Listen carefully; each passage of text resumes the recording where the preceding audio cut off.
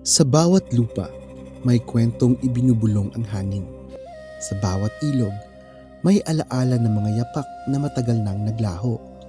Ngunit paano kung ang kasaysayan na ating kinagisnan ay hindi lamang isinulat sa mga libro, kundi inawit, isinayaw at pinasa sa salinlahi? Isang misteryosong araw, mga kamisteryo. Ngayong gabi, lalakbayin natin ang pinagmulan ng Iloilo, isang kasaysayang nagsimula sa isang alamat. Ang kwento ng Maragtas.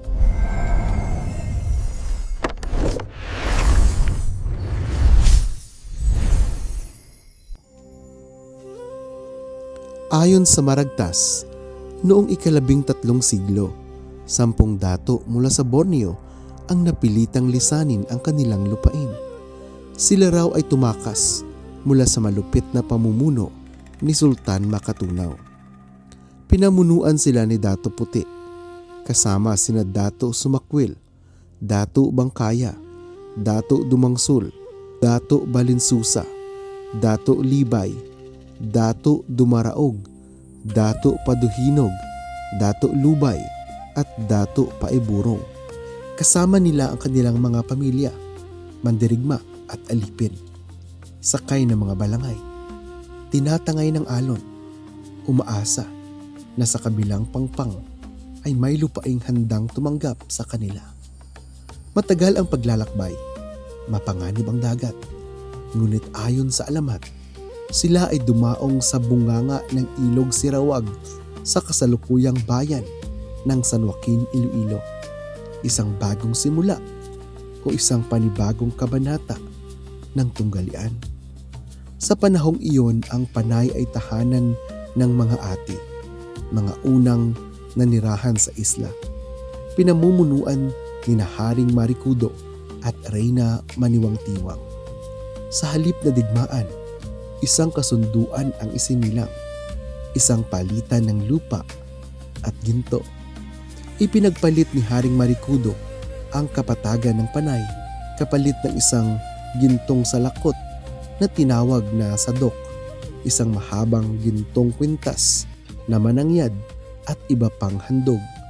Pagkatapos ng kasunduang ito, ayon sa kwento, umatras ang mga ati sa kabundukan at ang mga dato ang namuno sa kapatagan ng isla.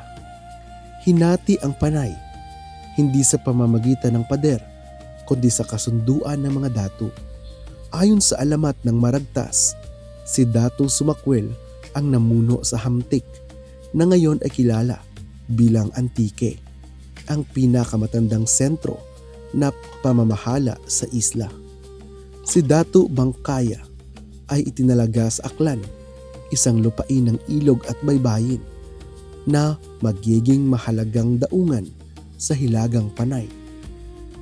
Ang Capiz na noon ay bahagi ng Aklan ay kalaunan ding umusbong bilang hiwalay na lalawigan, isang paalala na ang mga hangganan ay nagbabago, ngunit ang alaala ng pinagmulan ay nananatili. At si Dato Paiburong ang itinalaga sa Irong-Irong, ang lugar na magiging Iloilo, isang lupain na huhubog sa kalakalan, kultura at pagkakakilanlan ng kanlurang Visayas. Ngunit dito nagsisimula ang mas malalim na tanong.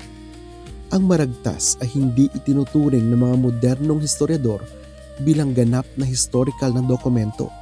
Ito ay naisulat lamang noong 1907 ni Pedro Monteclaro batay sa mga kwentong bayan at oral na tradisyon. Ayon mismo sa kanyang paliwanag, upang hindi masabing isinulat ko lamang ang librong ito mula sa aking imahinasyon, nais kong banggitin ang dalawang manuskrito na aking natagpuan.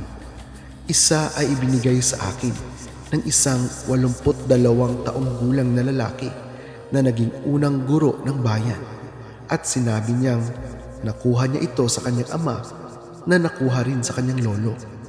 Matagal na panahon ang lumipas, kaya ang papel ay halos hindi na mahawakan. Ang tinta ay pinaluma ng panahon at nang dagta nasunog ang papel. Ang isa pang manuskrito ay natagpuan ko sa isang bamboo tube kung saan iniingatan ng aking lolo ang mga lumang papel. Ngunit halos hindi na mabasa at napakarupok ng papel, kaya halos mapunit ito sa aking kamay. Dahil natagpuan ko ang isang manuskrito, iniisip ko na lamang na may isa pang kopya. Kaya nagtanong-tanong ako sa mga matandang lalaki at babae sa bayan.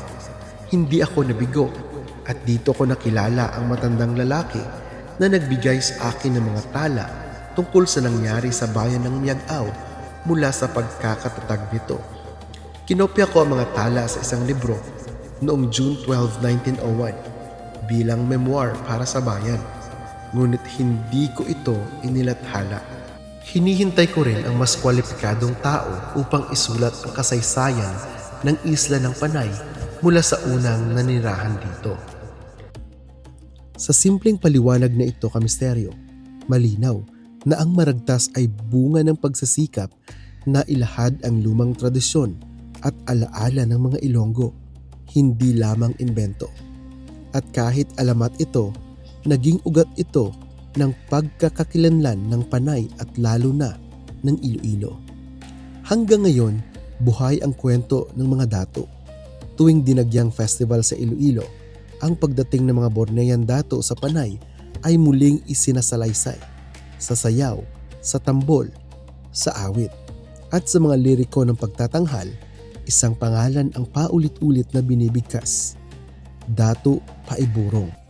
Hindi bilang footnote ng kasaysayan, kundi bilang buhay na tauhan ng kolektibong alaala. Isang patunay na ang alamat, kapag inawit at isinayaw ng bayan, ay nagiging bahagi ng identidad. Ngunit dumating ang mga Kastila at kasabay nila ang mga dokumento, talaan at opisyal na kasaysayan. Noong 1893, ang munisipyo di Iloilo ay naging lungsod sa ilalim ng Bakura Law.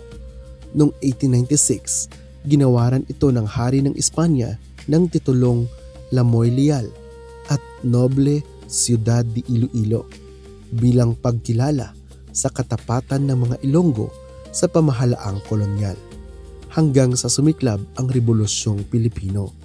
Sa Panay, pinamunuan ni General Martin Delgado ng Santa Barbara ang pag-aalsa laban sa Espanya. Napalaya ang halos lahat ng bayan maliban sa lungsod ng Iloilo, Molo at Haro.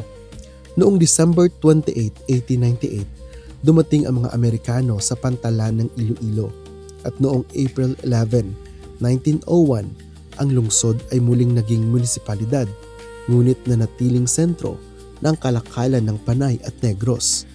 Sa bisa ng Commonwealth Act No. 158, pinag-isa ang La Paz, Haro, Mandurriao at Arevalo upang mabuo ang modernong lungsod ng Iloilo na inagurahan noong August 25, 1937. Tinawag itong Queen's City of the South at si General Martin Delgado ang naging unang gobernador ng lalawigan ng Iloilo. Ang kasaysayan ng Iloilo ay hindi lamang nakasulat sa mga libro. Ito ay nasa alamat na ikinukwento sa sayaw at sa awit na patuloy na inaawit. Alamat man o katotohanan, ang mahalaga, alam natin kung sino tayo at saan tayo nagmula. Ako si Rio at ito ang Misteryo PH. Kung gusto mo ang ganitong uri ng kwento, mag-like, mag-subscribe at magbahagi ng sariling tanong, dahil minsan ang pinakamatibay na kasaysayan ay yaong patuloy na binubuhay ng bayan. Maraming salamat po. Laging tandaan, ang buhay ay isang napakagandang misteryo.